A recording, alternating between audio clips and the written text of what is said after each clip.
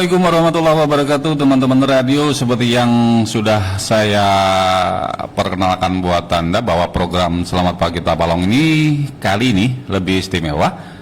Dan pada sesi pertama tadi sudah saya hadirkan berita-berita terkini, dan pada sesi berikut ini kita akan berbincang-bincang dengan Polres Tabalong. Dan sudah hadir di studio Radio Suara Tabalong FM Bapak Ibda Thomas Subur Pramono SHMH. Beliau adalah Kaurbin Ops Sat Narkoba Polres Tabalong. Selamat pagi, selamat datang Pak Thomas, apa kabar? Selamat pagi Bapak, kabar baik, Alhamdulillah bisa datang di tempat ini. Oke, Pak Thomas, saya panggil Pak Thomas saja? Oh boleh Bapak, silakan monggo. Oke, kita berbincang-bincang terkait dengan narkoba ini Pak, tapi santai aja ngomongnya Pak. Siap Bapak. Kita juga nanti insya Allah akan mengundang teman-teman pendengar atau pemerhati Radio Suara Tabalong FM untuk bisa bergabung juga, apakah itu berupa pertanyaan ya Pak Thomas, boleh ya? Boleh. Atau juga tentang komentar lah atau semacam apalah ya statementnya terkait dengan narkoba ini. Dan Pak Thomas, barangkali ketika kita bicara tentang narkoba, pikiran kita gitu ya, narkoba ini menakutkan sekali begitu ya Pak Thomas ya, bahkan ada semacam himbauan jangan coba-coba narkoba, sekali terjerat narkoba maka selamanya akan terpuruk begitu Pak Thomas. Pak Thomas, bisakah dijelaskan dulu apa sih sebenarnya narkoba itu Pak Thomas? Baik, terima kasih Bapak dan pendengar yang berbahagia. Maksud dan tujuan kami tentunya memberikan sosialisasi atau sebelum kami menginjak tentang apa itu narkotika, tentu kami sampaikan bahwa bahaya narkoba bagi masyarakat merupakan hal yang harus kita cegah dan penanggulangannya terhadap penyalahgunaan narkoba. Ya, jadi maksud kami hari ini tentunya memberikan wawasan, edukasi tentang bahaya narkoba itu sendiri. Nah, sedangkan apa yang dimaksud Bapak tadi menanyakan apa itu pengertian dari narkoba, ya. Tentunya narkoba itu adalah kepanjangan dari narkotika, psikotropika, dan bahan aditif yang merupakan zat alami kimiawi yang jika dimasukkan ke tubuh manusia dapat merubah atau mengubah pikiran kita, suasana hati, dan perasaan serta perilaku seseorang. Demikian Bapak. Oke. Tadi cukup panjang Pak ya, singkatannya itu termasuk zat aditif lainnya ya Pak. Pak Thomas. Betul. Pak Thomas, pasti saya bahas tentang narkobanya sendiri dulu Pak Thomas ya. Siap. Apakah juga sementara ini kan narkoba ini ya seperti sabu katakanlah begitu, kemudian juga obat-obatan yang lain Pak Thomas. Apakah juga seperti yang boleh dikatakan marak dalam tanda petik ya Pak Thomas, ada penggunaan menggunakan kecubung segala macam, kemudian ngelem segala macam, apakah itu juga bisa termasuk di kategori narkoba ini Pak Thomas ini? Bisa dijelaskan ini? Baik, terima kasih Bapak. Tentunya narkoba tadi ada beberapa bagian Bapak ya. Ada narkotika. Nah, di dalam narkotika tentunya ada sabu-sabu, ganja, ya, tembakau gorila, heroin, kokain, morfin, serta ekstasi. Itu udah umum dah ya? Ada narkotika, ya. Nah, terus tren mana yang ada di Kabupaten Tabalong? Biasanya yang ngetren adalah sabu-sabu. Oh ya? Ya, sabu-sabu memang saya katakan itu yang menjadi bahasan pokok kita. Bagaimana Kabupaten Tabalong saat ini, ya, memang masih banyak menggunakan atau penyalahgunaan terhadap barang tersebut atau sabu-sabu. Terkait pertanyaan Bapak tadi tentang kecubung, ngelem, ya. Sampai saat ini Bapak, perlu kami sampaikan setelah beberapa waktu yang lalu terjadi tren topik tentang kecubung di tempat-tempat lain, kami melakukan upaya itu, ya kan, untuk mencari titik di mana ada tanaman kecubung. Namun setelah dilakukan uji ya di Banjarmasin, ternyata kecubung itu tidak mengandung bahan yang termasuk dalam kandungan narkotika. Ternyata kenapa mereka sehingga bisa seperti perbuatan yang tidak menyenangkan atau mereka mungkin sesuatu hal-hal misalnya membuat sebuah keributan, adanya dampak atau obat lain yang dikonsumsi. Sehingga kalau untuk tanaman kecubung hasil dari lab waktu itu tidak mengandung zat yang membahayakan. Jadi tegasnya kecubung ini tidak mengandung zat yang membahayakan begitu Pak? Siap. Jadi, tapi kenapa bisa ada istilah mabuk kecubung nih Pak Thomas ini? Siap, nggih Bapak. Memang kalau bahasa mabuk itu kan bahasa kita secara umum ya. Secara umum ya kan, nanti kan ada mabuk ini, mabuk ini kan begitu. Sehingga ngetren lebih mudah orang mengatakan dengan mabuk kecubung. Namun yang mereka konsumsi adalah zat-zat lain di luar dari kecubung tersebut. Oh begitu. Siap. Oke, baik ya. Oke, Pak Thomas tadi Anda katakan bahwa narkoba ini macam-macam jenisnya begitu ya. Dan bahayanya juga tadi sudah di prolog pertama tadi sudah jelas ya, sangat berbahaya sekali. Adakah upaya lain atau katakanlah edukasi atau penyuluhan atau apa saja yang bisa atau yang sudah dilakukan oleh Polresta Balong dalam hari ini Sat Narkoba kepada masyarakat ini Pak Thomas, apa yang sudah dilakukan? Baik, terima kasih Bapak, menarik tentang apa upaya kita ya dalam pencegahan terhadap penyalahgunaan secara khusus narkoba. Jadi kami di dalam Sat Narkoba tentunya selain kami penindakan, tentu kami juga ada upaya-upaya pencegahan. Antara lain sosialisasi yang kami lakukan sesuai dengan tupoksi kami, ya kan.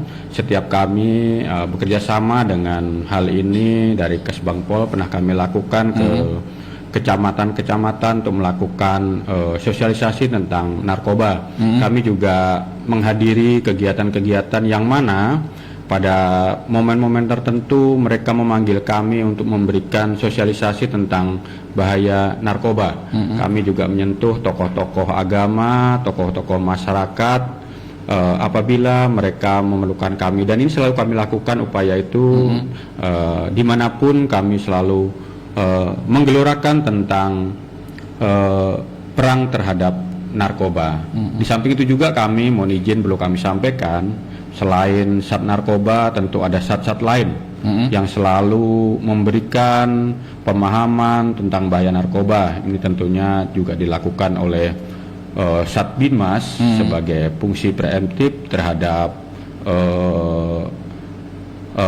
narkoba tersebut, yaitu upaya-upaya pencegahan agar masyarakat memahami, mengerti tentang bahaya narkoba. Jadi upaya itu sudah kami lakukan. Demikian Bapak. Oke.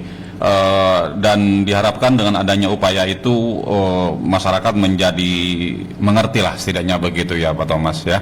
Siap. Dan satu hal barangkali Pak Thomas yang juga perlu kita waspadai ini Pak Thomas nih, kan saat ini parahnya lagi narkoba ini tidak hanya dikonsumsi oleh orang-orang dewasa, tapi juga bahkan ada zat-zat adiktif lainnya yang justru diberikan atau dimasukkan begitu, katakanlah begitu ya Pak Thomas, yang dikonsumsi oleh anak-anak begitu Pak Thomas. Katakanlah beberapa waktu yang lalu kita dengar berita begitu ya, ada salah satu permen katakanlah begitu atau makanan-makanan kecil ya gitu yang mengandung zat-zat adiktif begitu. Bagaimana komentar Anda Pak Thomas? Baik, terima kasih atas semua informasi tentunya Pak. Ini akan menjadi atensi bagi kami. Namun tentunya untuk kami nyampaikan bahwa di Kabupaten Tabalong saat ini belum ada jenis zat adiktif, kami ulangi, jenis sabu maupun hal-hal lain yang memang menggunakan misalnya permen. Namun yang ada perlu kami sampaikan Bapak bahwa peredaran narkoba lebih khusus sabu memang ada yang dikemas menggunakan kulit permen. Hal itu adalah untuk mengelabui petugas, sehingga untuk mengelabui petugas, dan itu memang modus-modus operandi yang dilakukan oleh mereka, ya, yang dilakukan oleh mereka supaya sedikit leluasa untuk mengelabui petugas. Namun secara khusus tentang zat-zat tersebut dimasukkan dalam sesuatu benda untuk anak-anak kami belum menemukan. Demikian Bapak, namun kami tetap kalau ada informasi kami akan tindak lanjuti. Oke, mudah-mudahan tidak ada Pak ya kalau di Tabalong Pak ya. Siap, semoga demikian. Karena ini sangat ya, membahayakan sekali. Pak Thomas, Siap. semakin lama semakin asik saja bincang-bincang kita Pak Thomas. Iya. Nanti saya ingin bertanya juga, katakanlah begitu, tindakan-tindakan apa yang dilakukan dan akan dilakukan terkait dengan penyalahgunaan narkoba ini Pak Thomas. Sesaat lagi Pak Thomas ya. Teman-teman radio di mana saja Anda berada di lingkar kawasan Kota Tanjung dan sekitarnya, masih kita berbincang-bincang terkait narkoba dengan Ibda Thomas Subur Pramono SHMH. Beliau adalah Kaurbin Opsat Narkoba Polres Tabalong ya. Pak Thomas, tadi kita sudah berbincang-bincang terkait dengan, namun sebelumnya Pak Thomas kita boleh ya menerima pertanyaan lewat teman-teman di luar sana ya Pak Thomas ya? Silakan lewat Facebook ya. Sudah adakah yang bertanya sebelumnya? Atau kita menyapa dulu ya? Lanjut dulu ya? Oke, baik. Pak Thomas, bisakah dijelaskan terkait dengan undang-undang narkoba ini apa saja Pak Thomas? Jadi artinya dasar hukumnya apa nih? Baik, terima kasih Bapak. Perlu kami jelaskan apa yang menjadi dasar kami Sat Narkoba Polres Tabalong secara khusus ya, tentang undang-undang yang kami pakai di Sat Narkoba. Yang pertama tentunya Bapak, undang-undang pertama dasar hukum kami sebagai anggota Polri adalah Undang-Undang Nomor 2 Tahun 2002, yaitu tentang Kepolisian Republik Indonesia. Setelah itu di bawahnya yaitu Undang-Undang Nomor 35 Tahun 2009, yaitu tentang narkotika. Berikutnya Undang-Undang RI Nomor 17 Tahun 2023 ya, di pasal 435 itu tentang kesehatan, yaitu tentang izin edar terhadap sesuatu zat yang tidak memiliki atau tidak memiliki legalitas atau izin yang ada dari pemerintah.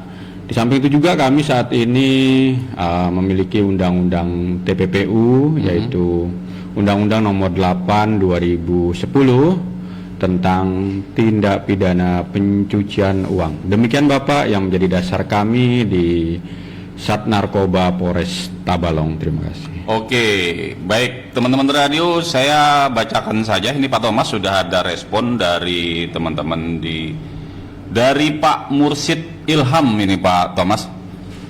Selamat pagi Pak Mursid, terima kasih telah bergabung ya. Umpat betakun Pak, sejauh mana peran masyarakat dalam membantu pihak kepolisian menangani kasus narkoba? Apa sudah ada bentuk kerjasama yang telah terjalin sejauh ini Pak? Nah, jadi ini pertanyaan dari Pak Mursid Ilham Pak. Bagaimana peran masyarakat ini dalam hal kaitannya dengan penanganan narkoba ini Pak? Baik, selamat pagi menjelang siang Pak Mursid Ilham. Terima kasih, berarti Bapak sungguh antusias terhadap penanganan narkotika di Kabupaten Tabalong.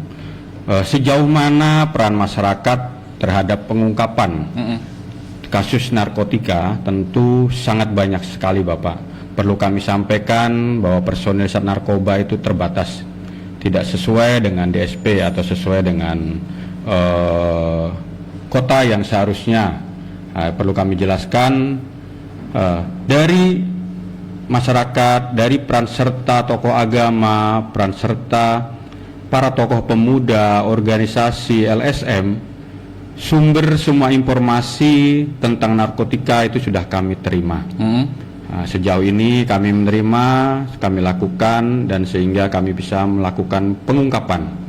Namun juga terkadang mungkin ada yang belum kami bisa penuhi, karena memang dalam pengungkapan perlu waktu yang tepat dan penanganan yang tetap. Yang signifikan juga yaitu tentunya kami harus komit dalam pemberantasan itu, karena hal tersebut kecil dan sehingga kita memang berhati-hati. Namun intinya bahwa peran masyarakat memang sudah kami rasakan. Demikian Bapak, terima kasih. Artinya penting sekali nih peran masyarakat ini Pak ya? Betul. Oke, Pak Thomas, terkait dengan undang-undang narkoba tadi Pak Thomas ya.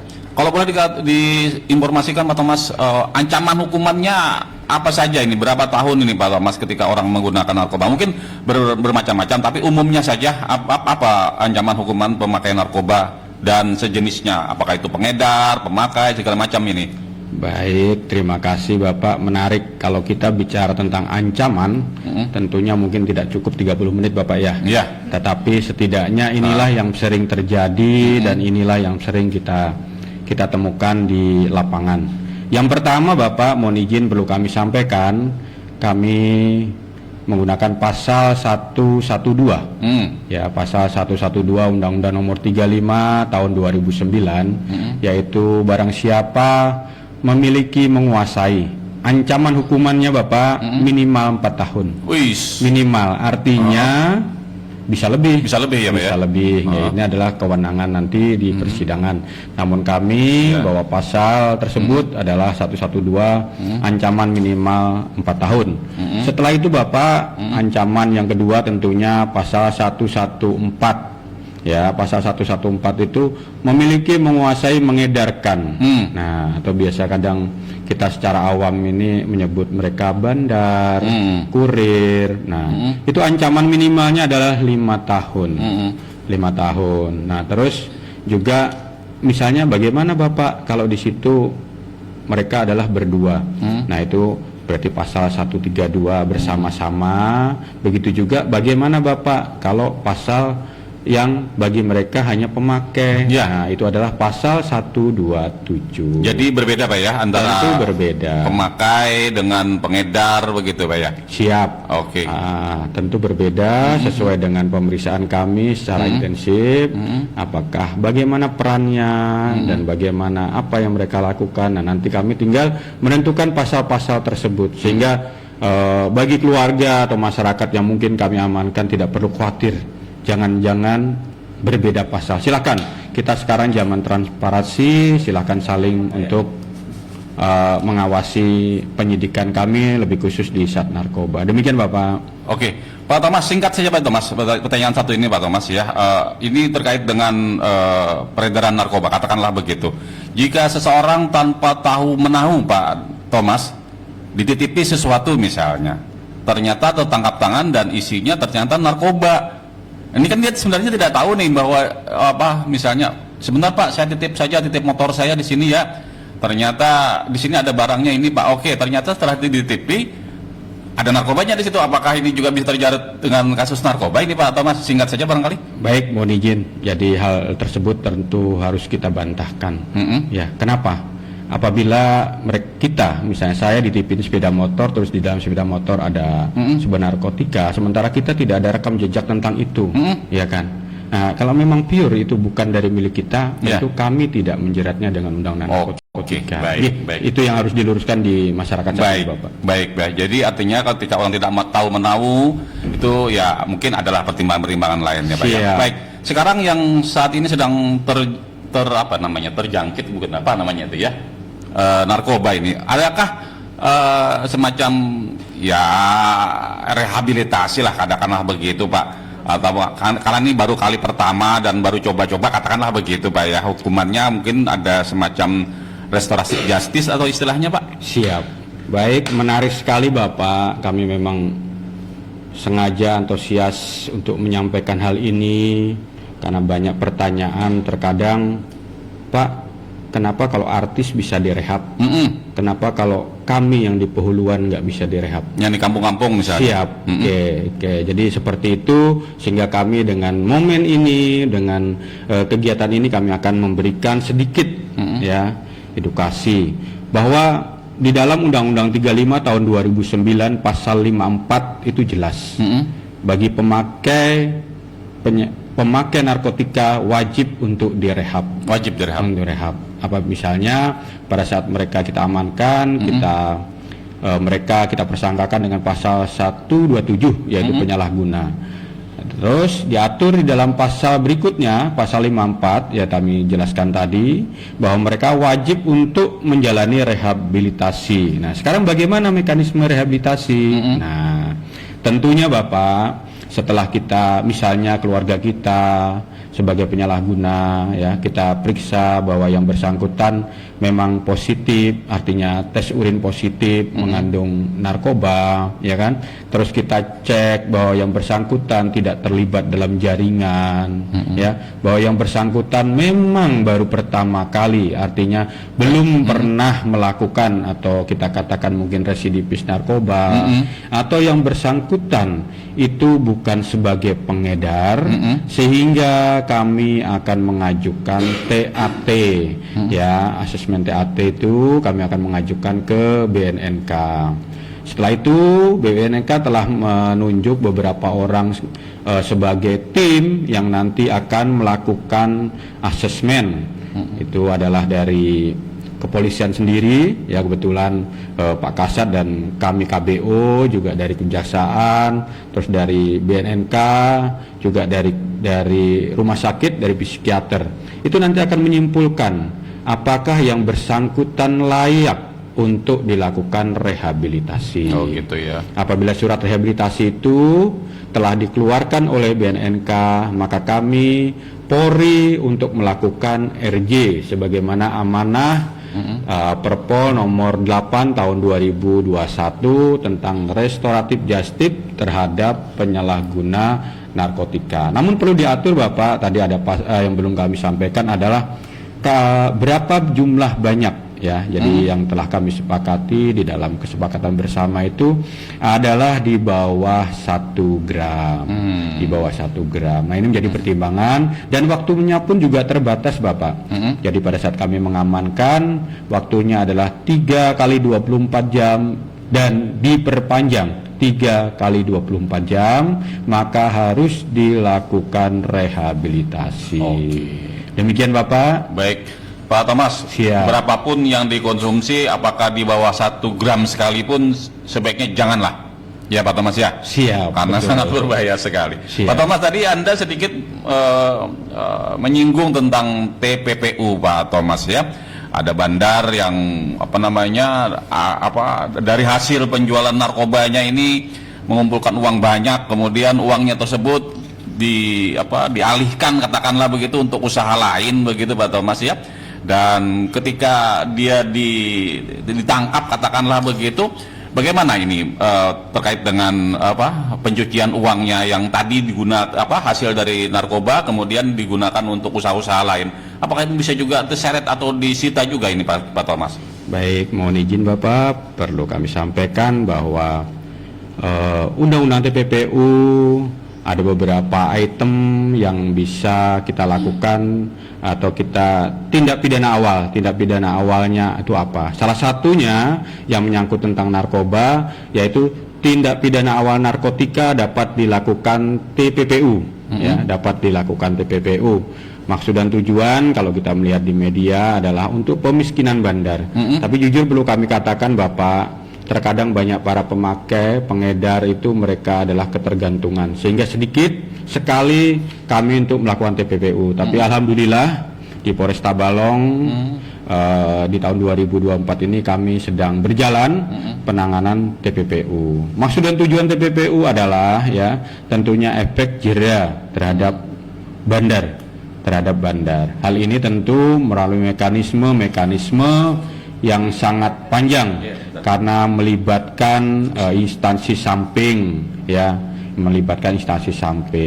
Terus apa yang perlu kita lihat atau unsur-unsur apa tentang TPPU? Tentu adalah di situ ada, kalau kita lihat di undang-undangnya itu hasil-hasil dari tindak pidana, ya, tindak pidana asal sehingga dapat disamarkan atau sebagian digunakan untuk usaha yang legal seperti Bapak sampaikan tadi. Demikian Bapak. Oke, baik. Pak Thomas, sekarang mungkin kita lebih khusus lagi nih Pak Thomas terkait dengan kasus-kasus narkoba di Tabalong. Siap. Apa yang saat ini lagi marak ini di Pak Thomas dan bagaimana penanganannya? Adakah data-data terkait dengan kasus narkoba di Tabalong Pak Thomas? Baik, terima kasih Bapak.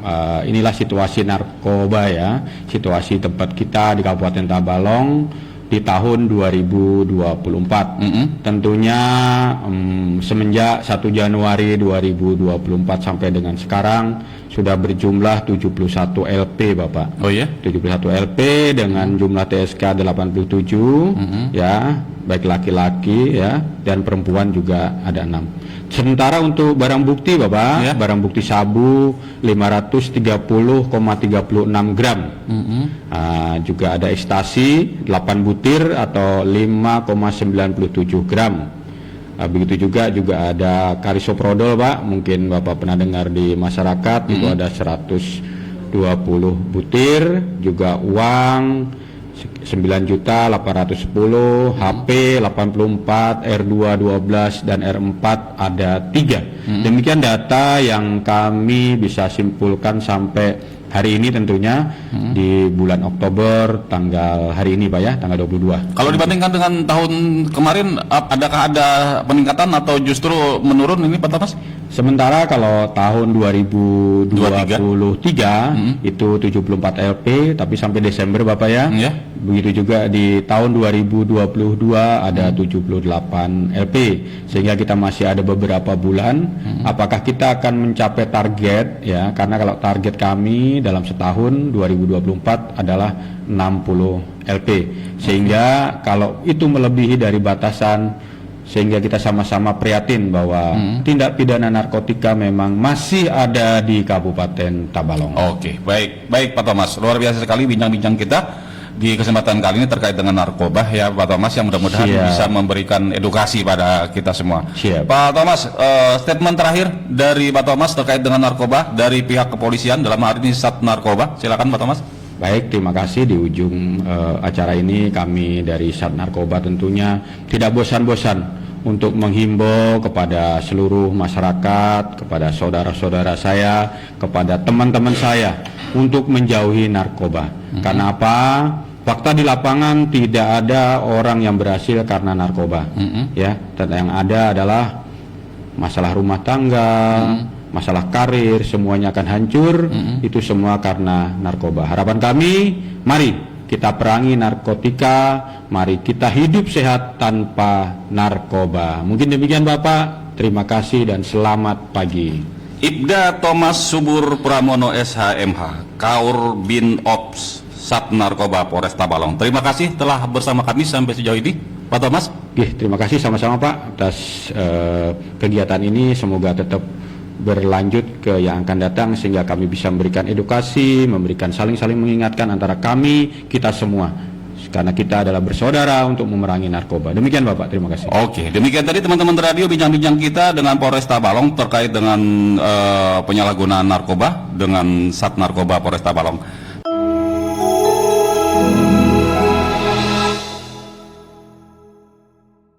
Terima kasih sudah menonton video ini. Jangan lupa subscribe channel Radio Suara Tabalong, nyalakan pemberitahuan untuk mendapat update info terbaru. Jangan lupa juga untuk like, komen, dan share videonya.